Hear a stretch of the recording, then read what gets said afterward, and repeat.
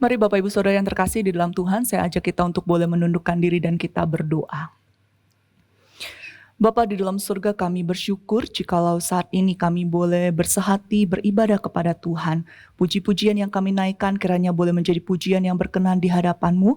Dan saat ini ketika kami akan bersama belajar dan merenungkan firman-Mu, biarlah Engkau mendapati sikap hati kami adalah sikap hati yang berkenan di hadapan-Mu. Dan tolong kami ya Tuhan, kiranya Allah Roh Kudus melimpahkan kasih karunia dan hikmat bagi setiap kami, sehingga kami boleh mengerti, memahami firman-Mu, dan setiap kami boleh punya kerinduan, kehausan untuk menghidupi firman-Mu.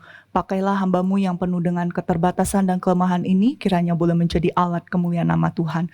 Di dalam nama Tuhan kami, Yesus Kristus, kami berdoa. Amin. Shalom Bapak Ibu Saudara yang terkasih di dalam Tuhan. Izinkan saya untuk pertama-tama mengucapkan terima kasih kepada seluruh hamba Tuhan, majelis dan juga jemaat BCS Serpong yang boleh memberikan kesempatan bagi saya bersama-sama dengan saudara untuk boleh merenungkan kebenaran firman Tuhan pada hari ini. Dan saya juga menyampaikan salam dari seluruh hamba Tuhan dan majelis jemaat Gereja Kristen Kalam Kudus Surakarta kepada setiap Bapak Ibu Saudara sekalian. Saudara, kita bersyukur saat ini kita boleh hidup di tengah zaman yang teknologi berkembang dengan baik, sehingga meskipun di tengah keterbatasan karena pandemi ini, kita bersama-sama masih tetap boleh berjumpa secara virtual, boleh beribadah, meskipun di tempat kita masing-masing. Bapak Ibu Saudara, mari saya ajak kita untuk boleh merenungkan satu bagian firman Tuhan yang hari ini sesuai dengan tema yang diberikan oleh majelis jemaat. Kita akan bersama-sama merenungkan tema yaitu siapa yang kau anggap besar. Siapa yang kau anggap besar. Bagian firman Tuhan yang akan menjadi perenungan kita hari ini adalah dari Yohanes pasal yang ketiga ayat 22 sampai yang ke-30. Yohanes pasal yang ketiga ayat 22 sampai ayat yang ke-30. Satu bagian yang mungkin ada satu ayat khususnya ayat 30 yang tidak asing bagi setiap kita. Saya akan bacakan bagi kita saudara. Demikian firman Tuhan. Sesudah itu Yesus pergi dengan murid-muridnya ke tanah Yudea dan ia diam di sana bersama-sama mereka dan membaptis. Akan tetapi Yohanes pun membaptis juga di Ainon dekat Salim, sebab di situ banyak air dan orang-orang datang ke situ untuk dibaptis. Sebab pada waktu itu Yohanes belum dimasukkan ke dalam penjara. Maka timbullah perselisihan di antara murid-murid Yohanes dengan seorang Yahudi tentang penyucian. Lalu mereka datang kepada Yohanes dan berkata kepadanya, Rabi, orang yang bersama dengan engkau di seberang sungai Yordan dan yang tentang dia engkau telah memberi kesaksian, dia membaptis juga dan semua orang pergi kepadanya. Jawab Yohanes, tidak ada seorang pun yang dapat mengambil sesuatu bagi dirinya kalau tidak dikaruniakan kepadanya dari sorga.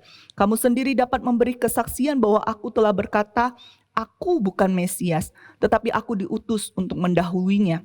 Yang empunya mempelai perempuan ialah mempelai laki-laki. Tetapi sahabat mempelai laki-laki yang berdiri dekat dia dan yang mendengarkannya sangat bersukacita mendengar suara mempelai laki-laki itu. Itulah sukacitaku dan sekarang sukacitaku itu penuh. Ia harus makin besar, tetapi aku harus makin kecil. Bapak Ibu Saudara yang terkasih di dalam Tuhan, ketika kita berbicara tentang kehidupan kita di tengah dunia ini, maka ada satu filosofi hidup yang sadar tidak sadar menjadi satu prinsip yang mendrive hidup kita, saudara. Khususnya kalau kita lihat tentang hal ini, maka kita akan banyak menjumpai dari cara orang tua mendidik anaknya. Saudara, kita menghidupi apa yang dipahami dengan kata-kata begini sederhananya ya saudara ya. Kita ini adalah apa yang kita capai. Jadi prestasi kita menentukan siapa kita. Saudara, saya berkata bahwa filosofi ini sering kali kita temui di dalam cara orang tua mendidik, mengasuh, membesarkan anaknya. Mungkin bagi kita merasa, oh enggak kok saya enggak besarin anak saya dengan cara seperti itu. Tunggu dulu saudara, kalau kita lihat ya saudara, dalam kita mendidik, membesarkan anak-anak kita, apa sih yang paling kita tuntut dari mereka? Apa sih yang membuat kita paling bangga dari diri anak-anak kita? Atau saudara lebih simpel, kalau Bapak Ibu Saudara punya anak lebih dari satu saudara, antara anak yang satu dengan anak yang lainnya, biasanya saudara ya, biasanya orang tua itu pasti ada anak favorit. Nah, pertanyaan saya saudara, anak yang mana yang menjadi favorit saudara? Mungkin dia anak yang lebih mudah diatur, lebih mau dengerin saudara, atau anak yang punya prestasi entah di sekolah, entah di olahraga, entah di seni begitu ya. Saudara, kita dibesarkan dan kita membesarkan anak-anak kita dengan prinsip hidup ini. Kita harus mengejar, berupaya mati-matian gimana caranya supaya kita bisa mendapatkan prestasi. Oh saudara, tentu ini bukan hal yang salah. Dan justru memang kita sudah diberikan hidup satu kali, kita harus menggunakan sebijaksana mungkin. Kita harus berusaha sekeras mungkin menjalani kehidupan kita. Namun yang menjadi masalah saudara, kalau prestasi, kalau apa yang kita capai itu justru menjadi tuan yang berusaha kita raih dengan segala upaya kita, yang ujung-ujungnya adalah kita harapkan dengan prestasi, dengan pencapaian kita, maka orang-orang akan menghargai kita. Kita akan menjadi lebih dari yang lain. Kita akan menjadi orang yang lebih dihormati, lebih dihargai. Kalau itu ujungnya saudara, maka ini harus menjadi tanda awas bagi kita. Saudara, prinsip hidup seperti ini bukan hanya ada di luar. Kalau orang sering sebutnya dunia sekuler begitu ya. Tapi kehidupan kita sebagai umat Tuhan gak ada yang namanya sekuler, gak ada yang namanya spiritual. Gak ada yang namanya rohani atau rohana saudara ya. Hidup kita satu dan harusnya kita jalani dengan standar yang sama. Gak ada standar dunia dan semuanya harus pakai standar Tuhan. Nah pertanyaannya adalah bagaimana dengan kehidupan di tengah-tengah umat Tuhan? Bagaimana dengan kondisi yang ada di gereja? Saudara, apakah gereja imun dari hal ini? Bukankah memang kita terus diajarkan, terus diingatkan bahwa sesungguhnya yang harus kita cari adalah kemuliaan Tuhan, perkenanan Tuhan, bukan menjadi siapa yang lebih terkenal, siapa yang lebih rohani, siapa yang terbesar. Betul secara teori demikian saudara. Tapi harus kita akui di dalam kehidupan umat Tuhan, di dalam gereja, seringkali kita menjumpai banyak anak-anak Tuhan yang berusaha gimana caranya supaya dia bisa menjadi dalam tanda kutip yang terbesar di gereja. Entahkah dengan cara dia melayani aktif sedemikian rupa, entahkah dengan cara dia meraih kuasa dengan mempengaruhi yang lainnya, ataukah dengan dia memberikan persembahan yang besar. Saudara, sekali lagi apa yang saya ucapkan ini bukan berarti ya orang yang aktif melayani, orang yang memberi persembahan besar, orang yang bisa bersosialisasi dengan jemaat yang lain itu adalah orang yang pasti pengen cari nama, pengen jadi yang terbesar. Bukan itu saudara ya. Saya harap kita bisa clear dalam bagian ini. Karena ini bicara soal motif, kita gak bisa menilai apa yang ada di dalam benak orang lain. Yang bisa kita nilai adalah diri kita sendiri. Nah saudara, sedihnya kondisi filosofi prinsip hidup yang tadi saya katakan, berlomba-lomba berprestasi menjadi yang terbesar, itu pun ada di dalam gereja. Apakah hanya zaman sekarang? Oh tentu tidak saudara. Dari dulu, Alkitab bahkan berulang kali mencatat bagaimana ada banyak kisah anak-anak Tuhan yang mereka hidup berusaha sedemikian rupa supaya mereka menjadi yang terbesar sehingga dihormati oleh manusia. Saudara, bagian yang tadi kita baca di dalam Yohanes pasal yang ketiga, ayat yang ke-26 saudara. Ini adalah ayat di mana ketika murid-murid Yohanes Pembaptis itu datang kepada guru mereka.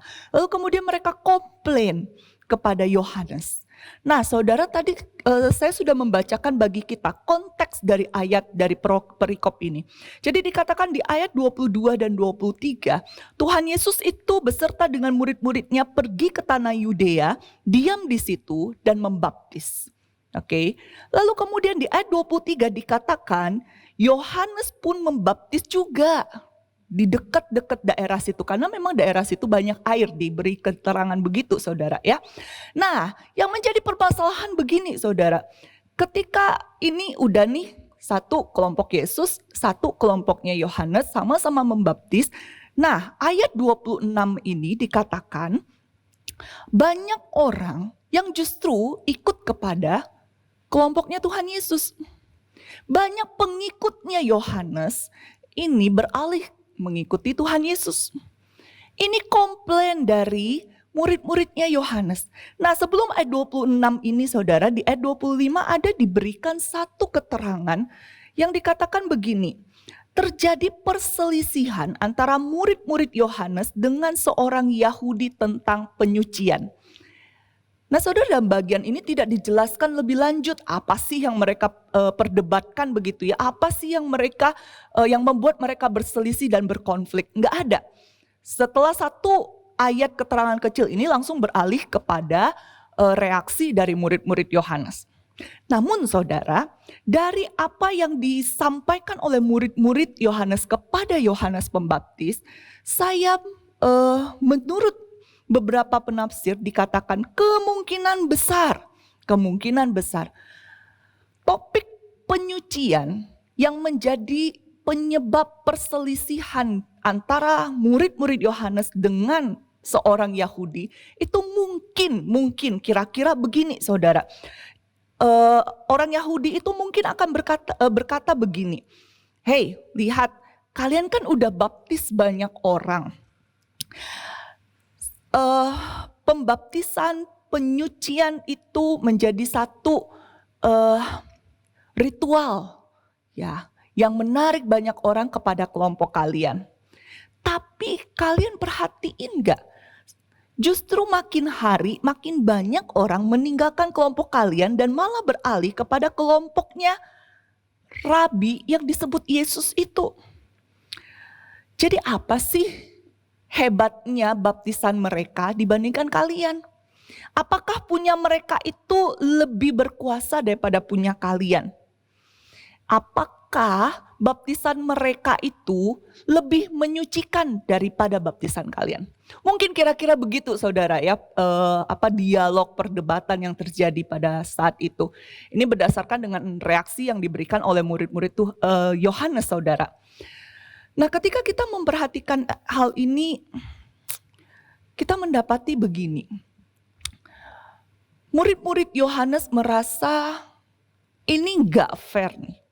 Dan malah kayaknya kalau istilah kita sekarang begitu ya, mungkin murid-murid Yohanes itu menganggap Tuhan Yesus dan kelompoknya dan murid-muridnya itu seperti kacang lupa pada kulitnya. Ya dong, Tuhan Yesus itu dibaptis oleh Yohanes loh. Kok sekarang malah dia ngambilin pengikut-pengikut Yohanes? Kan namanya gak tahu diri, dalam tanda kutip begitu ya saudara ya. Murid-murid Yohanes tidak terima ketika mendapati banyak orang itu justru beralih kepada kelompoknya Tuhan Yesus.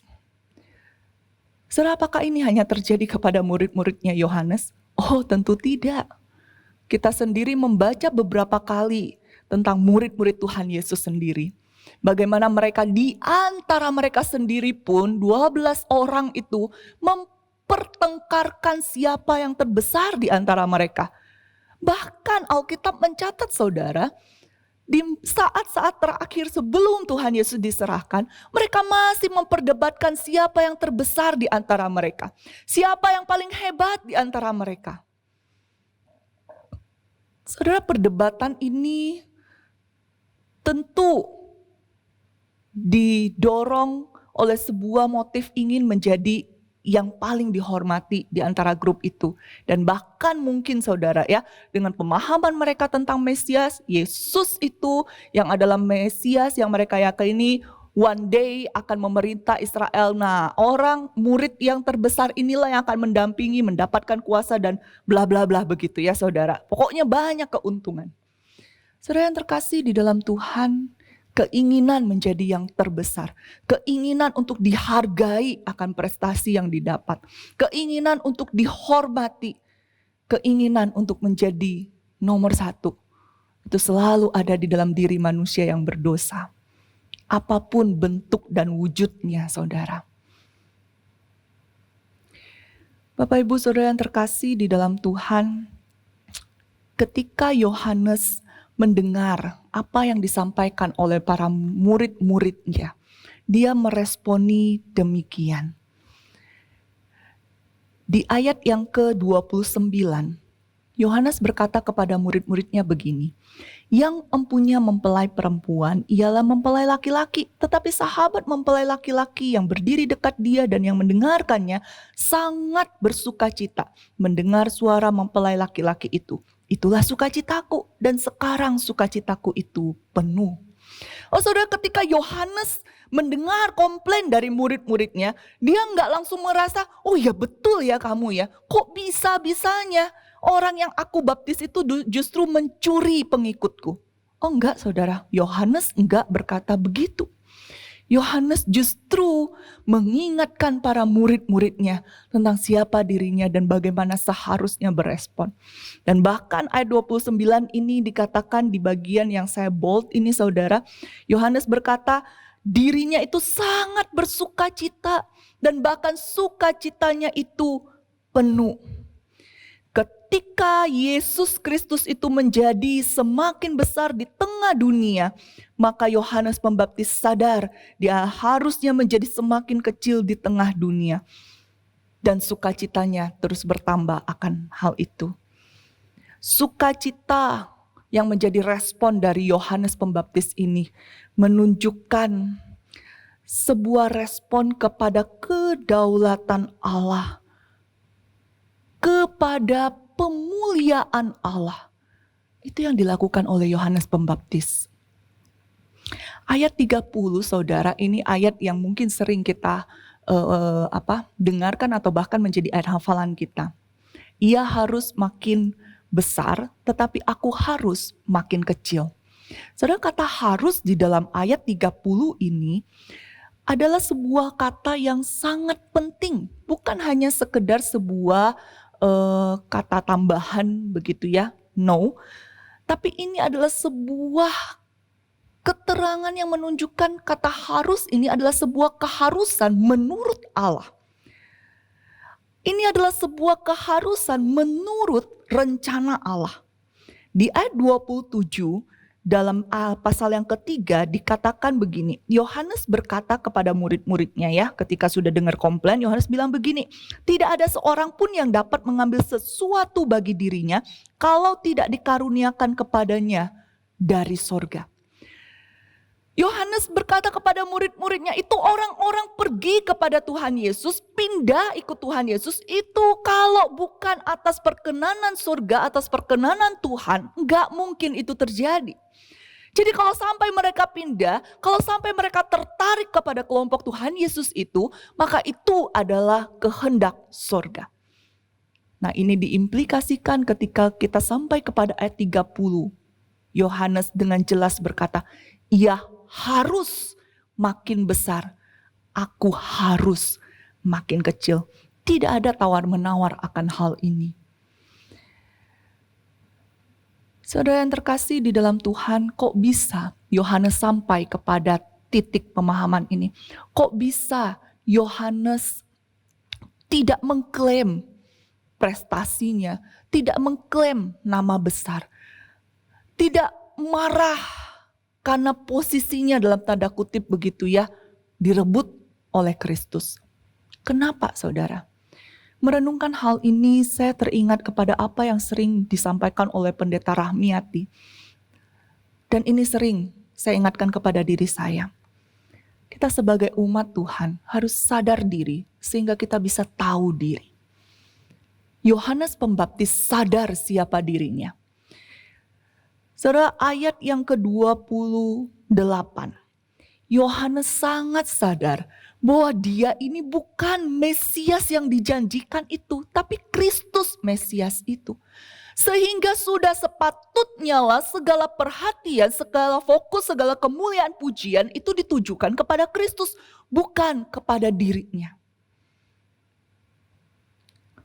Yohanes sadar suaranya yang terdengar itu hanyalah sebuah suara untuk membuka jalan bagi suara sang gembala yang sesungguhnya. Itu sebabnya suara Kristuslah yang seharusnya didengar. Saudara, ketika Yohanes sadar siapa dirinya dan siapa Kristus, maka dia tahu bagaimana harus meresponi akan kehidupan ini. Dia bekerja sekeras-kerasnya bagi Kristus, bagi Allah. Bukan untuk dihargai oleh manusia. Bukan untuk dipuji dan dianggap menjadi orang yang besar di tengah-tengah umat yang dia layani. Bukan. Tapi semata-mata dia tahu segala yang dia lakukan adalah untuk kemuliaan Allah. Dan Allah lah yang sepatutnya menjadi yang terbesar. Saudara yang terkasih, di dalam Yesus ketika merenungkan akan hal ini, maka saya merefleksikan akan satu ayat yang selalu menjadi ayat yang mengingatkan diri saya. Yaitu 1 Korintus 15 ayat yang ke-10, saudara. Ayat ini berkata, tetapi karena kasih karunia Allah, aku ada sebagaimana aku ada sekarang. Tetapi kasih karunia yang dianugerahkannya kepadaku tidak sia-sia. Sebaliknya aku telah bekerja lebih keras daripada mereka semua. Tetapi bukannya aku, melainkan kasih karunia Allah yang menyertai aku. Saudara, siapa yang tidak tahu Rasul Paulus?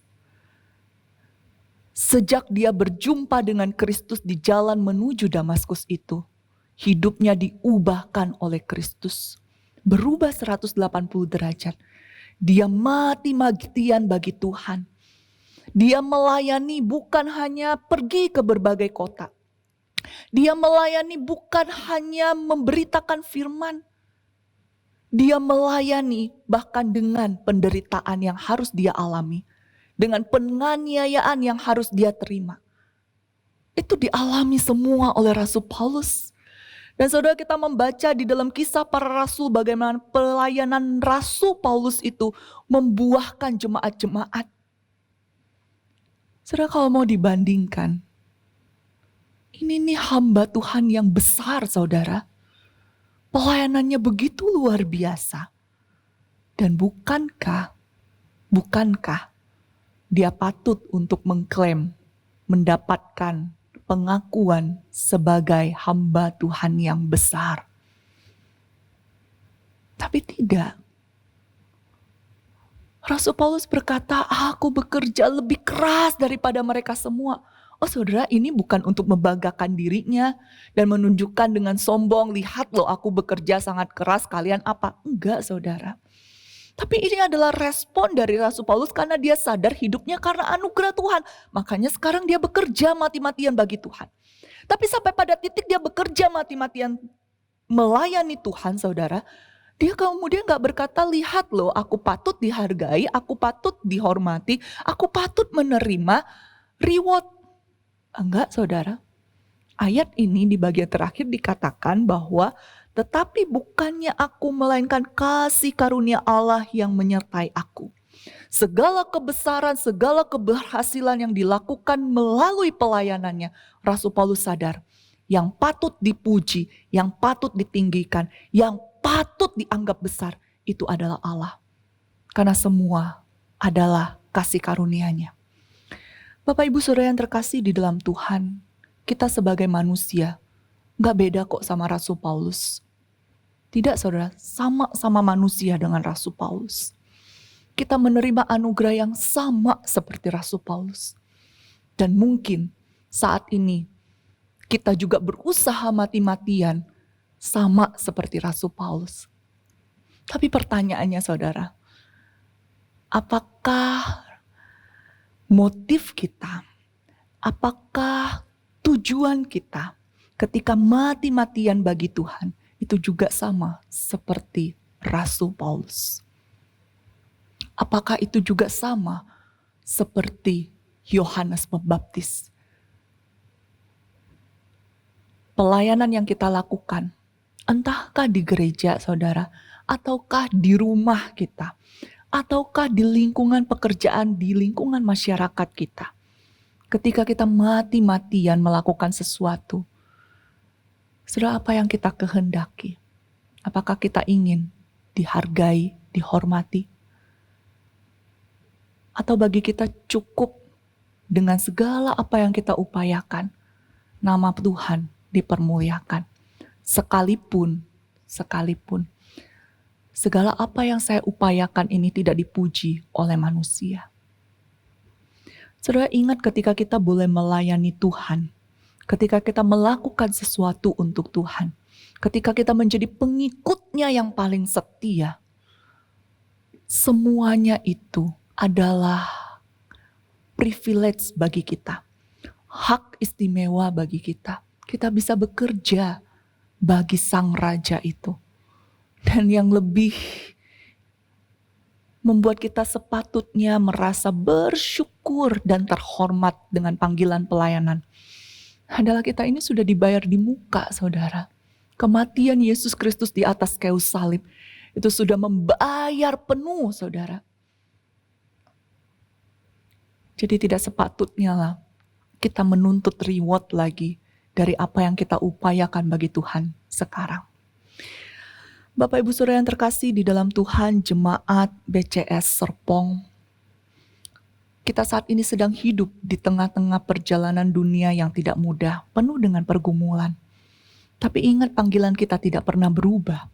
Panggilan kita adalah menikmati Tuhan di dalam segala kemuliaannya, berupaya mati-matian bagi Tuhan. Apapun bagian yang bisa kita kerjakan sekarang, entahkah kita sudah bisa melayani di gereja, ataupun belum, saudara, masih banyak ladang pelayanan kita di tengah keluarga kita, sebagai suami, istri, orang tua, anak, atau di tengah pekerjaan kita sebagai bos, sebagai karyawan, atau di tengah lingkungan masyarakat, saudara, di tengah pergaulan kita. Oh saudara, mari kita berusaha melayani Tuhan. Dan usahakanlah itu dengan satu kerinduan bahwa Allah yang dipermuliakan. Dengan satu motif, yaitu bahwa bukan saya yang dilihat oleh orang, tapi Allah yang dilihat oleh orang lain.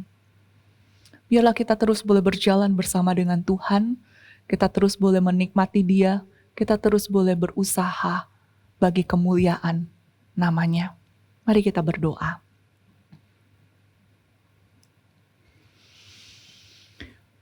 Bapa di dalam sorga, saat ini hamba berdoa bagi setiap jemaat-Mu yang boleh beribadah pada saat ini. Jemaat-Mu yang ada di BCS Serpong ini. Tuhan, mereka adalah umat-Mu yang telah ditebus di dalam nama Yesus Kristus dengan darah anak domba itu. Setiap mereka boleh menerima anugerah keselamatan dan menerima kuasa menjadi anak-anak-Mu. Oh Tuhan, kami terus harus belajar dan berproses menjalani kehidupan ini. Sekian lamanya kami hidup dengan prinsip-prinsip dunia. Kami berusaha untuk mencapai segala sesuatu, prestasi, supaya kami boleh dihormati dan dianggap orang yang besar, dihargai oleh dunia. Namun kami tahu Tuhan, hidup kami bukanlah tentang kami lagi. Hidup kami adalah tentang Engkau. Ajar kami untuk tiap-tiap hari senantiasa mengingatkan diri kami sendiri siapa kami. Ajar kami untuk terus sadar apa kami. Sehingga ketika kami sadar diri, kami pun tahu bagaimana seharusnya dan sepatutnya kami meresponi kehidupan ini, kami menjalani kehidupan ini. Tuhan, hamba serahkan seluruh anak-anak-Mu yang ada di BCS Serpong. Tuhan, tolong pimpin mereka satu persatu dalam perjalanan hidup ini. Khususnya di tengah masa pandemi, tentu ada banyak pergumulan. Bukan hanya berbicara tentang pergumulan kesehatan ataupun perekonomian, tapi pergumulan di tengah keluarga pun mungkin ada banyak konflik. Ya Tuhan, biarlah kasih karunia-Mu boleh menyertai mereka.